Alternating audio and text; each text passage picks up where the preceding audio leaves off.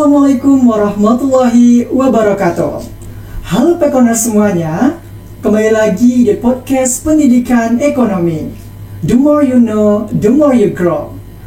So, for your information, kemarin podcaster kita cewek semua nih. Nah, kali ini podcaster kita cowok dong yang ganteng. Pepatah mengatakan bahwasanya tak kenal maka tak cinta maka tak sayang maka tak jadian. Maka dari itu, kenalin saya Anggi Saputra dari Program Studi Pendidikan Ekonomi sebagai podcaster pada kali ini. Nah, Pekoners semuanya, kali ini kita berada di segmen P-Talk, Pekon Talk. Nah, Pekoners semuanya, kemarin sudah datang narasumber hebat kita nih. Nah, pada kesempatan kali ini sudah datang juga narasumber kita, alumni dari Pendidikan Ekonomi. Boleh nih kita sapa langsung narasumber hebat kita pada kali ini. Halo Kak Suci. Halo Anggi. Oke, boleh nih Kak disapa dulu nih Pekoners kita yang ada di rumah. Oke, terima kasih Anggi. Iya Kakak, sama-sama. Hai Pekoners, selamat bergabung di podcast kita pada kali ini. Selamat menyaksikan perbincangan dengan kali ini. Sebelum memulai, boleh pantun dulu nggak? Boleh dong Kak. Boleh, oke sip.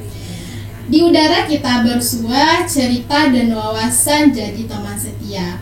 Kali ini saya Suci Febrina ingin berbagi di podcast kali ini. Semoga menghibur dan menginspirasi. Wah, luar biasa sekali ya Pekoners pantun dari Kak Suci ini. Tepuk tangan dulu nih.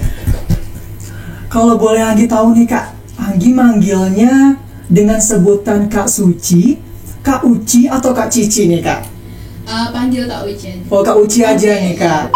Nah, mungkin nih Kak, Pekoners yang ada di rumah penasaran nih Kak, dari profil dari Kak Suci sendiri. Boleh nih Kak dijelasin profil dari Kak Suci agar Pekoners yang di rumah tahu narasumber hebat kita pada kali ini. Oke, thank you Anggi. Baik, perkenalkan, nama Suci Febrina. Saat ini berstatus sebagai mahasiswa aktif dan asisten dosen. Latar belakang pendidikan, tamatan SMK Negeri 2 Bukit Tinggi, jurusan akuntansi. Lalu melanjutkan ke perguruan tinggi negeri dengan jurusan pendidikan ekonomi di UNP ya. Oh iya, tentunya Kak. Dan alhamdulillah juga sudah menamatkan pendidikan sarjana. Dan alhamdulillah juga nih berkesempatan lanjut lagi ke jenjang pendidikan yang lebih tinggi lagi. Wah, alhamdulillah ya Kak. Alhamdulillah, sekarang sebagai mahasiswa aktif Magister Ilmu Ekonomi semester 2. Oh, semester 2. Ya, semester 2 dan insya Allah kedepannya di semester 3 ganti status lagi Anggi. Apa tuh Kak statusnya tuh Kak? Statusnya insya Allah menjadi calon dokter. Oh, calon dokter. Ya. Anggi kira tadi calon mau nikah. Belum, belum ditunda ya Kak. dulu. Oke, insya Allah di Prodi Kajian dan Lingkungan Pembangunan FEB UNP. Seperti itu Anggi. Wah, luar biasa sekali ya Pekoners dari latar belakang dari Kak Suci ini. Nah, for your information nih Pekoners, Kak Suci ini adalah salah satu mahasiswa atau asisten dosen dari Ketua Jurusan Pendidikan Ekonomi, yaitu Ibu Dr. Friatmi. Wah, luar biasa sekali Kak Suci. Nah, tadi Anggi mendengar Kak Suci bilang sekarang lagi melanjutkan S2 dan mau ganti status ke S3. Nah, boleh nih Kak diceritain bagaimana bisa langsung S2 dan langsung pindah status ke S3? Oke, mungkin di sini Pekoners agak bertanya-tanya. Iya, tentunya Kak. Masih semester 2 harusnya ada beberapa tahapan Iya. ya. Apa nih, baru semester 2 di S2 udah lanjut ke S3. Nah, jadi ceritanya seperti ini Anggi. Iya Kak. Kebetulan dan alhamdulillahnya kakak dipercaya dan diberikan amanah mendapatkan beasiswa, itu beasiswa PMDSU. Anggi tahu atau pernah dengar PMDSU? Belum sama sekali sih Kak. Oke. PMDSU ini adalah program magister menuju doktor untuk sarjana unggul. Iya. Dan alhamdulillah di tahun 2023 kakak ikut seleksi tersebut, alhamdulillah lulus. Di PMDSU ini kita cari tahu dulu nih awalnya promotor kita. Dan di FEB UNP itu ada seorang profesor, beliau adalah Profesor Dr. Hasdi Aimun MSI. beliau sekarang sebagai promotor kakak, dan kebetulan ketika kita masuk PMDSU ini kita harus ikut jalur promotor. Oke, jalur beliau tersebut S2-nya adalah Magister Ilmu Ekonomi. Iya, Magister Ilmu Ekonomi ya Kak. Berarti selaras ya Kak? Selaras, harus selaras sama promotor. Walaupun kurang selaras di jurusan kita. Nah, dan S3-nya adalah kajian lingkungan dan pembangunan. Kenapa Kak bisa langsung lanjut dari yang notabene-nya baru S2 di semester 2 langsung S3? Langsung S3. Karena ya tujuan dari PMDSU ini menciptakan dokter muda Indonesia. Hebat sekali. Jadi perkuliahan di semester 2-nya dipercepat langsung ke S3 gitu. Nah, dan di semester 3 kami dari mahasiswa PMDSU itu sudah diwajibkan untuk ganti status ke mahasiswa S3 seperti itu. Wah, luar biasa sekali ya Kak. Proses dan tahap yang begitu panjang dilalui ini Kak. Begitu panjang dan lumayan menguras tenaga.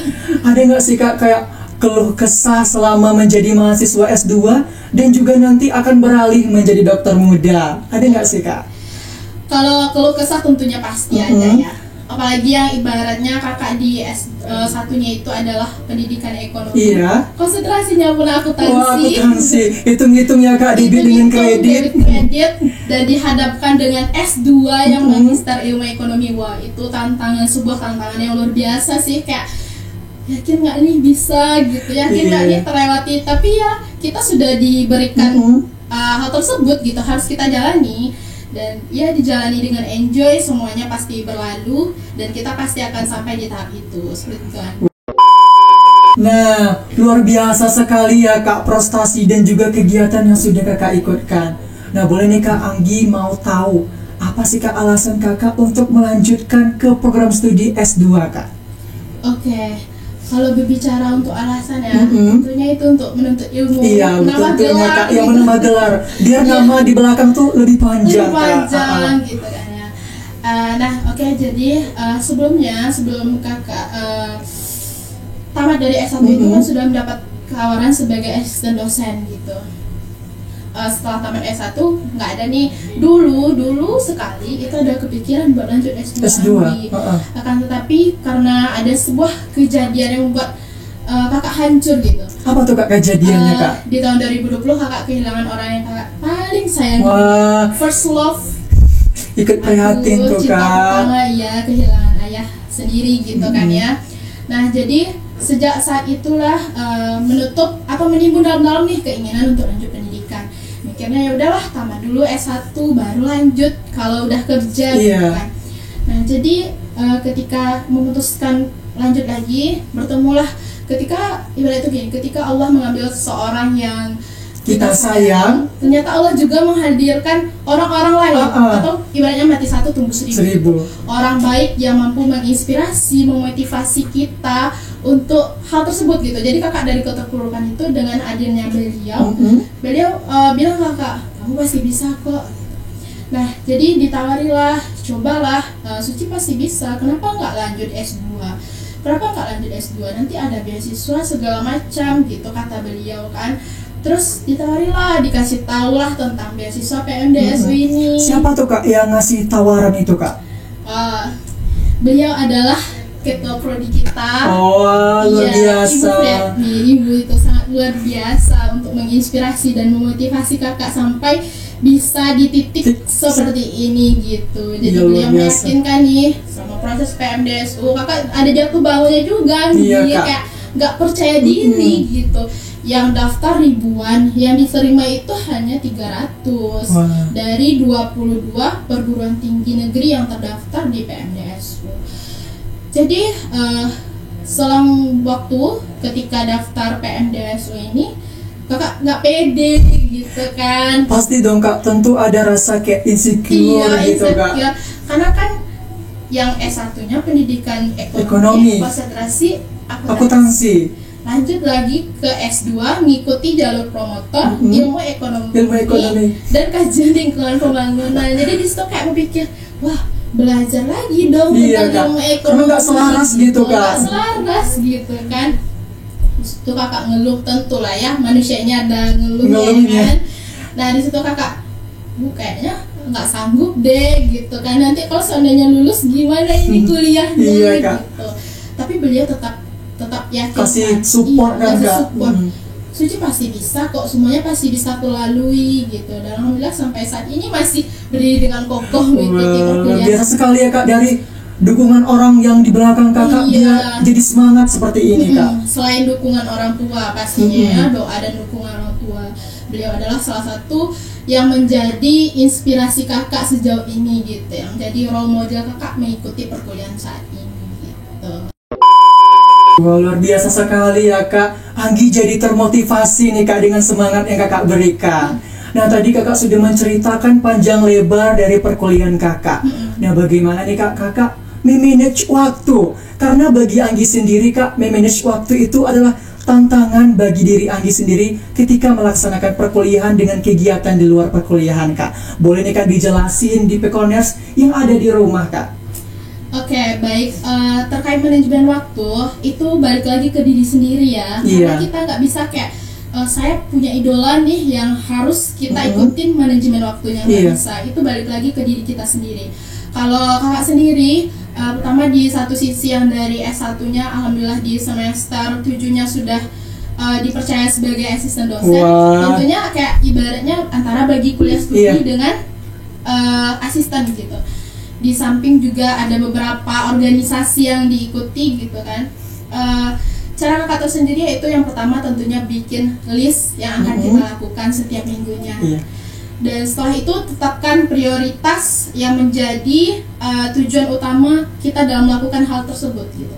Dan jangan lupa yang paling penting harus bisa jaga bagi waktu antara belajar dan istirahat. Dan yang paling penting ya Anggi, Iya, apa tuh Kak? harus ada me time-nya dong, Oh, biar me menghilangkan time-nya stres. sama siapa nih Kak? Oh, me time-nya itu bisa sama diri sendiri atau mungkin sama teman-teman terdekat atau mungkin sama pasangan juga. Apakah Kak udah punya pasangan Kak?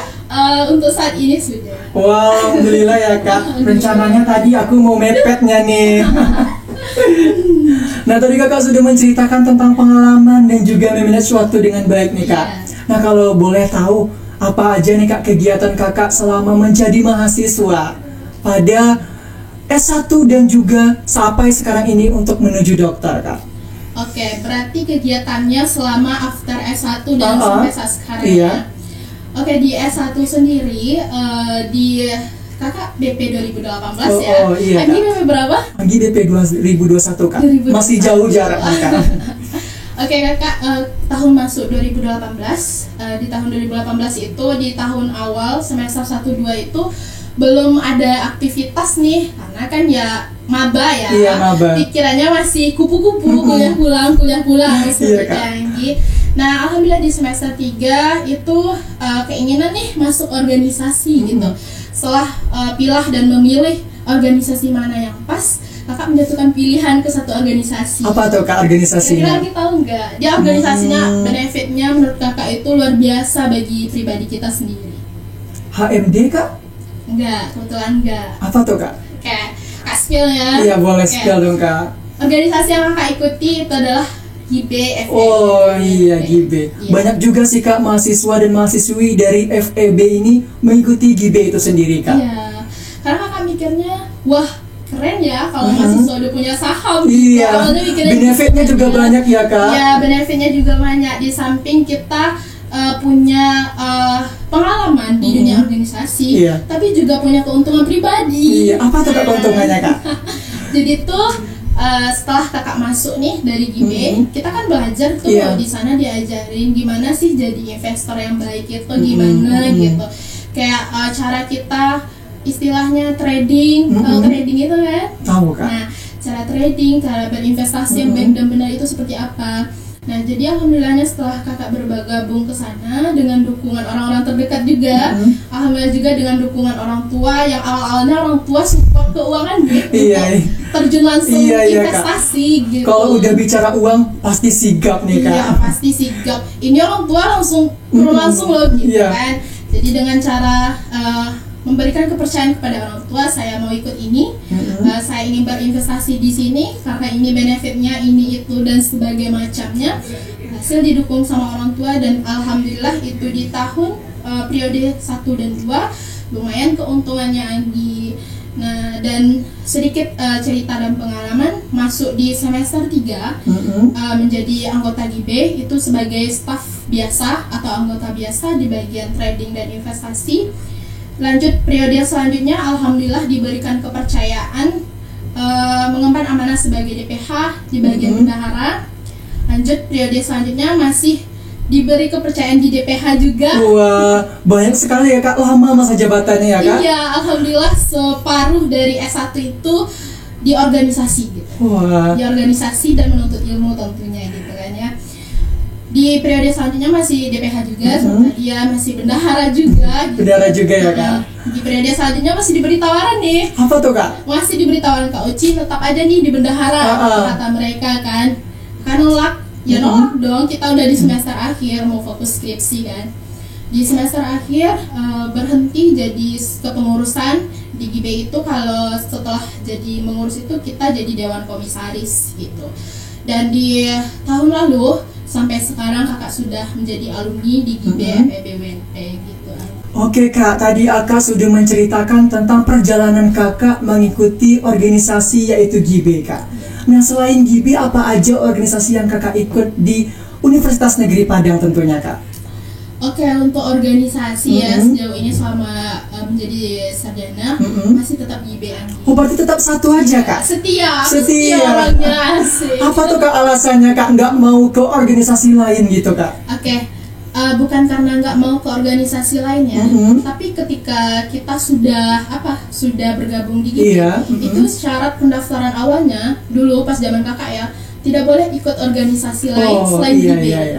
Kenapa? Muncul pertanyaan dong. Harusnya kan kita sebagai mahasiswa semakin banyak ikut ini itu semakin bagus gitu kan. Nah, jadi ketika kakak masuk sana baru tahu nih kenapa harus hanya di GIBE.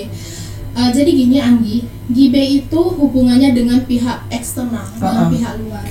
Jadi kita fokusnya itu adalah memberikan edukasi, penyampaian informasi, mengajak terutama kaum milenial ya untuk berinvestasi. Karena kan GIBE ini sendiri adalah di bawah naungan di bawah naungan Bursa Efek Indonesia. Berarti kita di bawah naungan Bursa Efek yang di Padang. Kalau se-Indonesianya berarti di bawah Bursa Efek gitu kan ya.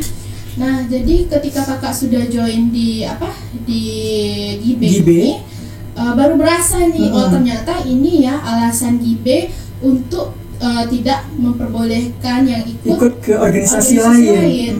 Ternyata kegiatannya itu full sekali, full sekali ya Kak. Iya, karena kita hubungannya dengan pihak luar. Ketika ada acara, kita mengundang tamu-tamu yang luar biasa, mengundang investor yang sangat hebat di Indonesia gitu.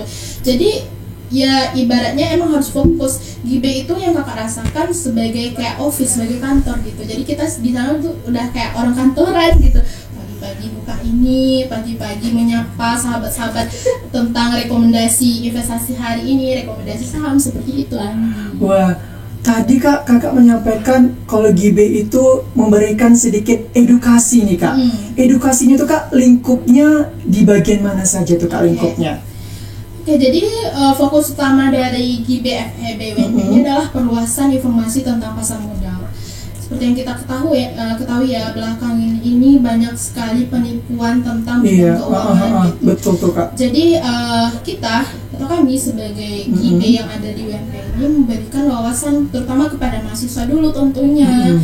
Bagaimana sih pemilihan investasi, pemilihan sekuritas atau pemilihan lembaga yang baik untuk berinvestasi itu seperti apa? Terus kayak jangan sampailah terpaut atau tertaut dengan lembaga-lembaga yang tidak diawasi langsung oleh otoritas jasa keuangan gitu kan. Fokus utama kita di GIBE itu adalah tentunya edukasi. Iya, edukasi.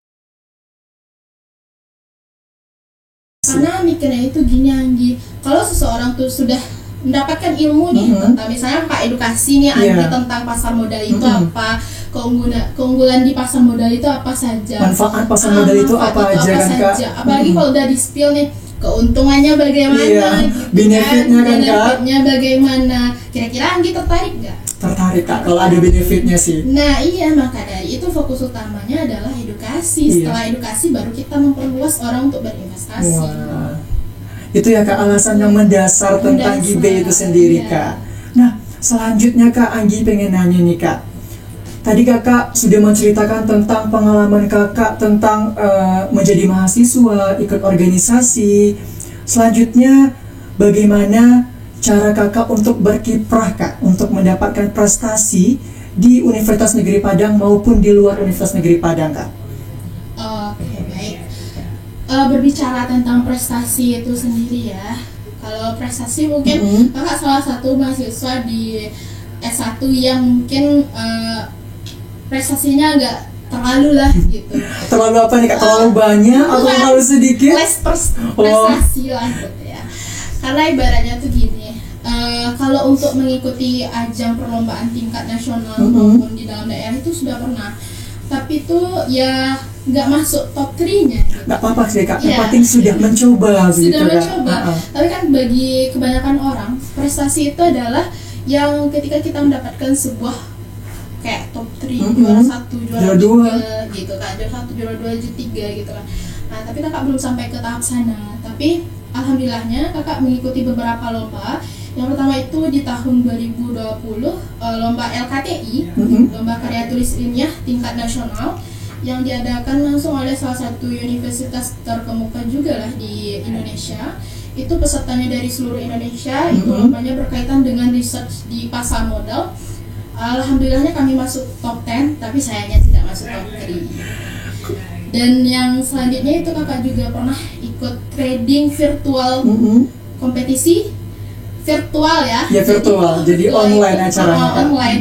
Dan kita di sana trading saham, jual beli saham. Jadi kita dikasih uang 100 juta. Uang 100 jutanya bukan uang secara nominal seperti biasa ya, tapi virtual. Nah di situ kita juga diharuskan untuk returnnya sekian persen, tapi sayangnya karena lagi kakak tim ya sama senior kakak itu, karena lagi fokus skripsi juga beliau kan, nah jadi nggak tercapai gitu. Dan bicara prestasi lagi, alhamdulillah di sarjana atau di S1 mendapatkan predikat cum laude. Wah, luar biasa sekali nih Kak. Cum laude-nya kalau boleh tahu berapa tuh Kak IPK-nya Kak? Kalau di spill langsung angkanya agak malu ya. Alhamdulillah di atas 3,7. Wah, luar biasa sekali. Itu sudah sulit loh Kak untuk mendapatkan IPK yang sebesar itu, 3,7. Alhamdulillah. Wah, luar biasa sekali nih Kak, karena semua prestasi yang disampaikan oleh Kak Suci ini. Nah selanjutnya Kak Anggi pengen nanya nih Kak, setelah Kakak tadi mengikuti beberapa program dan juga menjadi mahasiswa S1, S2 dan mau menjadi dokter nih Kak. Nah apa saran dan harapan Kakak untuk pendidikan ekonomi ke depannya kan Kak? Berbicara terkait saran dan harapan ya, tentunya harapannya Pekon semakin jaya. Iya tentu dong Kak, harus jaya. Pekon harus jaya selalu gitu ya. Semakin jaya, semakin terkemuka, terutama di bidang pendidikan, karena kan ibaratnya kita notabene ada pendidikan, bersaing baik secara internasional maupun di bidang nasional maupun internasional gitu kan ya. Lebih maju lagi, menciptakan lulusan-lulusan dan alumni-alumni yang mempunyai skill maupun hard skill, soft skill maupun hard skill yang luar biasa, sehingga mampu bersaing baik di tingkat nasional maupun di internasional ya Kak. Satu kata untuk Pekon jaya selalu. Wah, luar biasa sekali. Nah, banyak yang mengatakan nih Kak, kalau jurusan pendidikan pasti larinya ke guru nih Kak. Bagaimana nih Kak saran dari Kakak untuk statement yang seperti itu Kak? Untuk statement seperti itu sebenarnya kalau dibilang salah juga nggak boleh ya. Tapi itu dikembalikan lagi ke diri kita masing-masing gitu. Jadi karena kita jurusan pendidikan ekonomi, otomatis jualannya guru atau pendidik gitu. Sarannya sih bagi teman-teman yang merasa pendidikan ekonomi itu lulusannya hanya menjadi guru gitu. Wah, jangan salah-salah, guru itu adalah orang yang luar biasa gitu.